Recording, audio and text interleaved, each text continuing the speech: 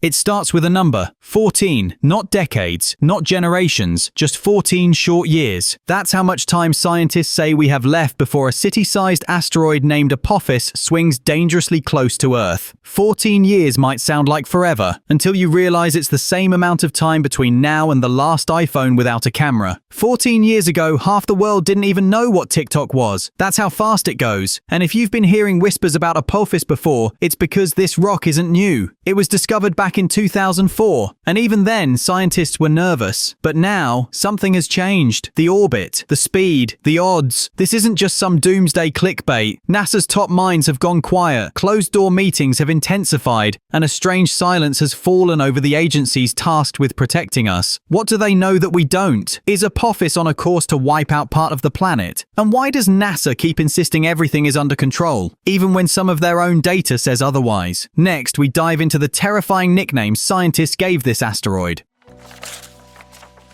Apophis, that's what they named it. Sounds mythical, right? It is. Apophis is the ancient Egyptian god of destruction, literally the bringer of chaos. Scientists usually pick dry, technical names for space rocks like XP13 Bleep, or something equally boring. But not this time. The name Apophis wasn't chosen by accident. The asteroid is over 1,000 feet wide, almost the height of the Empire State Building, and if it hits Earth, the destruction will be apocalyptic. It's traveling at over 25,000 miles per hour. If it struck land, it could vaporize an entire city. If it hits the ocean, tsunamis could level coastlines for hundreds of miles. Yet for years, officials dismissed the danger until the latest projections started shifting. What once looked like a near miss now looks like a potential bullseye. And while the public is being told it's nothing to worry about, behind the scenes, governments are scrambling. Files have gone missing, telescopes have been redirected, and one internal memo from an unnamed NASA scientist simply reads, "We waited too long." So what happened the day the scientists first realized this might be real?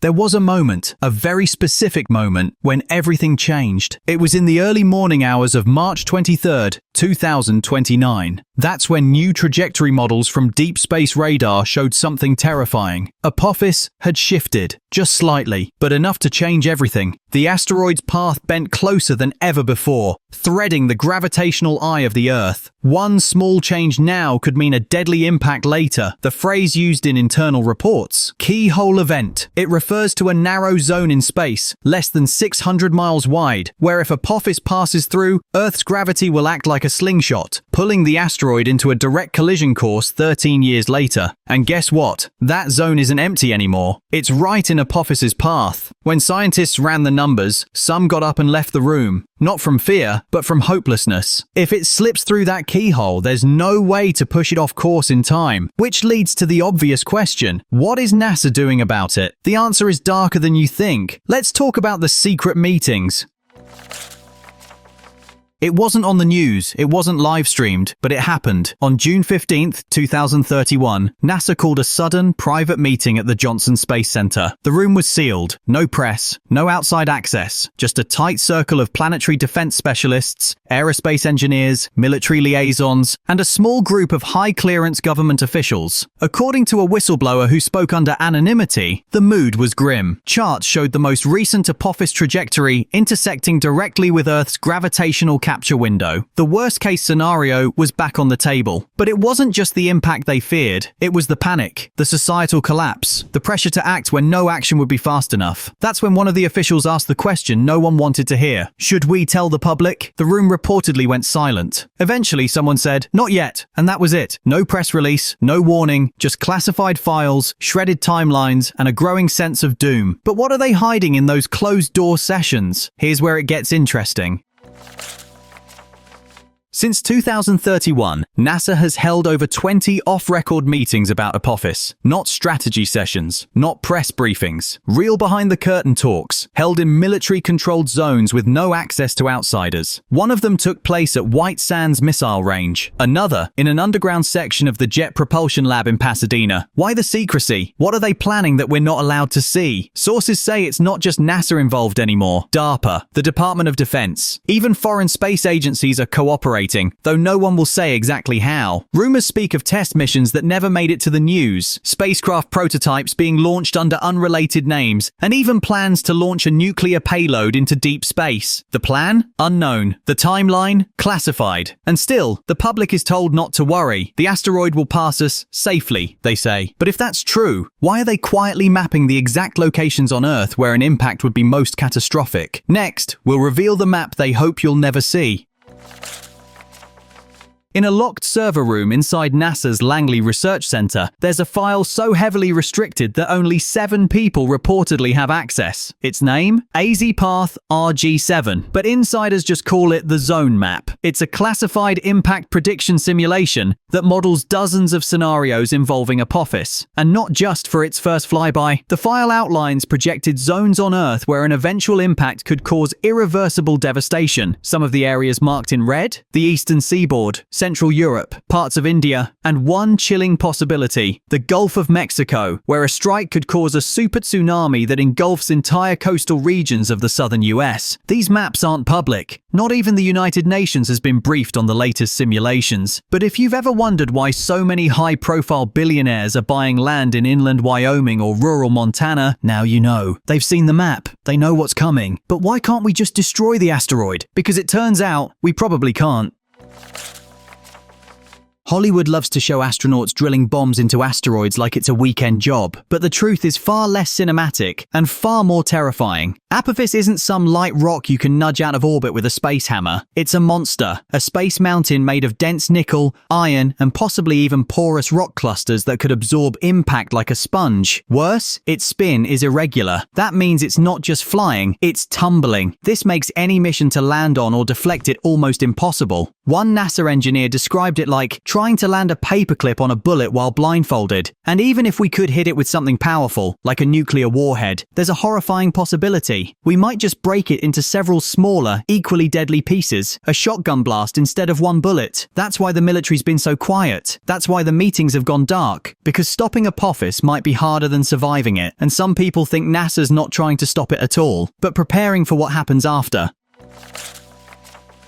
In the Nevada desert, just outside the known boundaries of Area 51, construction has been underway for over 3 years. No official name, no records, just an ever-expanding series of underground structures. Satellite images show vent shafts, blast doors, and heat signatures resembling massive buried chambers. Sources in the defense industry whisper of Project Black Eden, a rumored government initiative to create deep earth shelters for high-ranking officials, scientists, and pre-selected citizens. The idea? Ride out the worst-case scenario underground and rebuild afterward. Think that's paranoid? Here's what's confirmed. Dozens of aerospace engineers from NASA's Asteroid division have quietly transferred to defense contractors. Not fired, not retired, just relocated. And when a reporter asked NASA about the missing staff, they gave a simple response. We're reallocating resources. But what resources are being prepared? And for whom? That brings us to the real problem with planetary defense, something they don't want us to realize.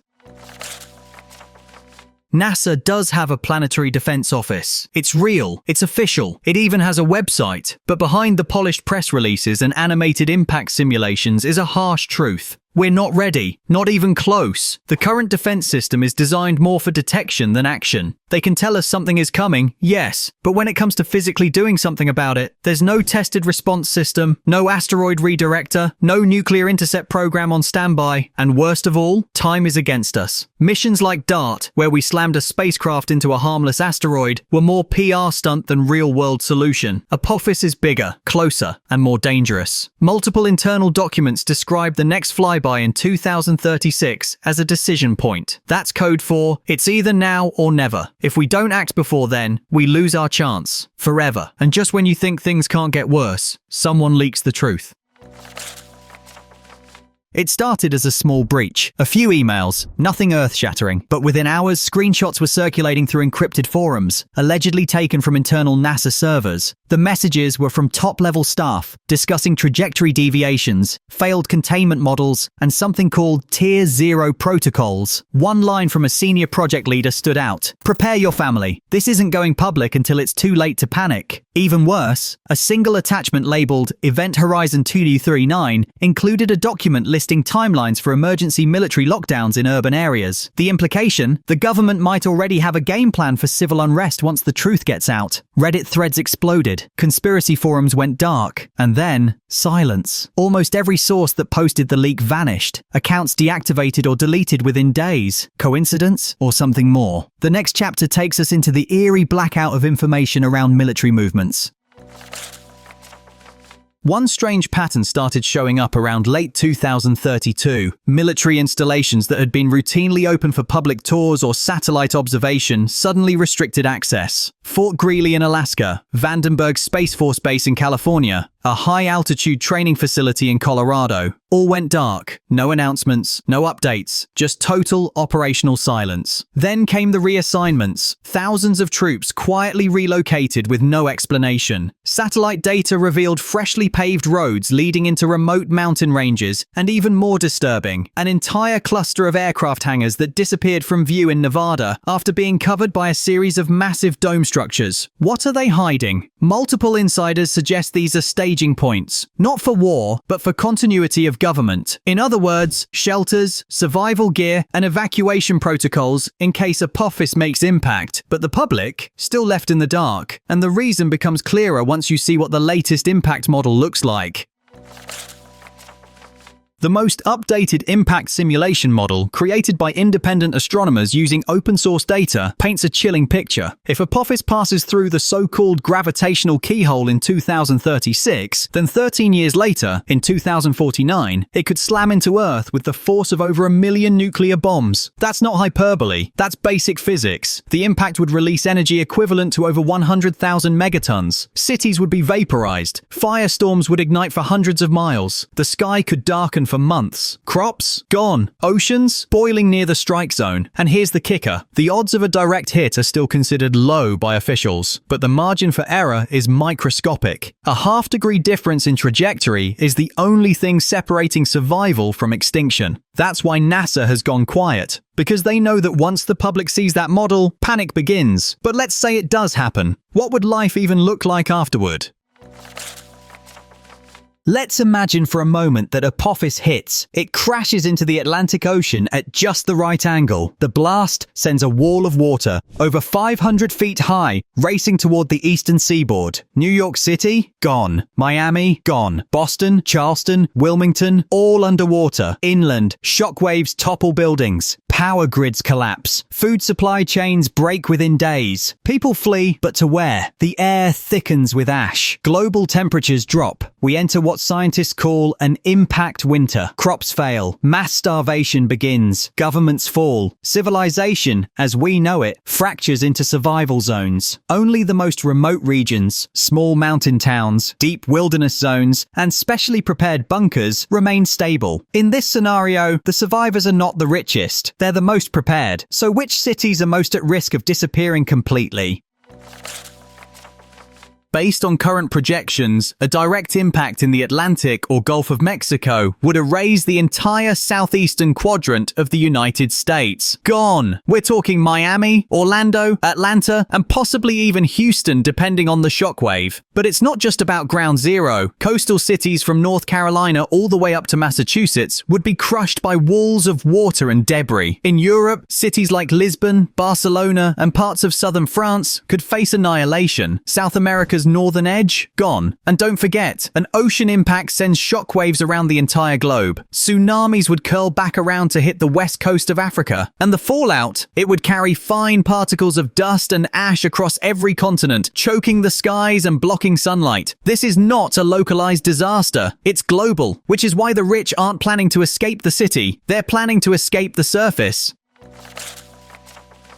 Across the world, a quiet race is unfolding. Not in the skies, but beneath our feet. Billionaires are building bunkers. Not safe rooms. Not storm shelters. Full-scale underground habitats. Some are disguised as luxury homes. Others are buried in old missile silos, complete with hydroponic farms, air filtration systems, and backup nuclear power. One facility in Kansas, known only as the Seed Vault, reportedly has space for over 200 people for 10 years. And they're not alone. Norway, Switzerland, and Australia all have classified subterranean shelters built into bedrock. The purpose? Survive the first wave, wait out the collapse, emerge when the surface is stable again. And if that sounds like science fiction, ask yourself this: why are private companies like SpaceX and Blue Origin also testing underground drills alongside rockets? Because they're not just thinking about space, they're thinking about hiding from Earth. And still, NASA stays quiet, but behind the silence, they're planning something far more dangerous.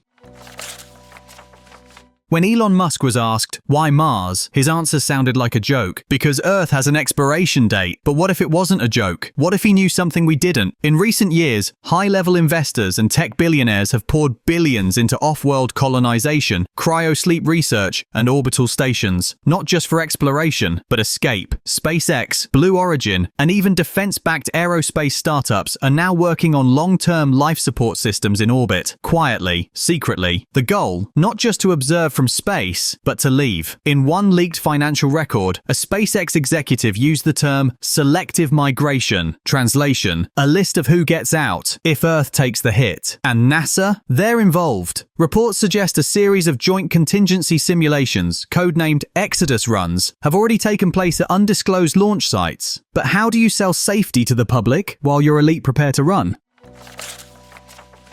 Here's the uncomfortable truth. If NASA admitted Apophis could actually hit Earth, there would be chaos, riots, market collapse, mass migrations. So they've chosen a different route: containment through misdirection. Publicly, their updates sound hopeful. Low impact probability, no immediate threat, we're monitoring. But behind those headlines are files labeled psychological containment strategy. That's real. The approach is simple: delay disclosure until action is impossible. Why? Because once the gravitational keyhole event occurs in 2036, there will be no turning back. But by then, the public will be locked into normalcy. No riots, no rebellions, just stunned silence when the countdown begins for real. A former NASA consultant described it bluntly: it's easier to bury the truth than bury the dead. But could they be wrong? Is it still possible Apophis misses us after all?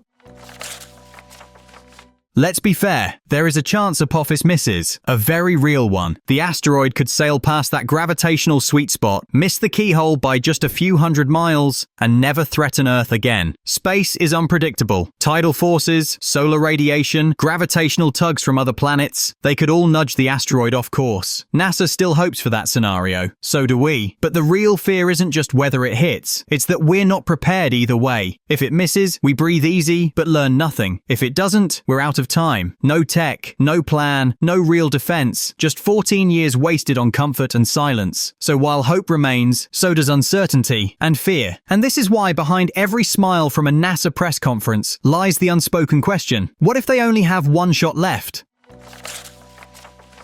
There's a rumor, only whispered in certain scientific circles. It's about a last-ditch mission. No press release, no funding page, no launch livestream, just a name: Project Helios. It's said to involve a modified version of the Orion nuclear propulsion program, a spacecraft powerful enough to reach Apophis in time, and maybe push it, or nudge it, or detonate nearby. Some say it's already under construction. Others claim it was scrapped years ago and exists only in theory. What's known is that if the mission exists, it will be launched in complete secrecy, with zero public knowledge. And if it fails, no one will even know it tried. That's how close the line is. One mission, one shot, one outcome. The clock is ticking, and it's not just ticking toward impact, it's ticking toward decision. And when that final moment comes, it'll be too late to change course.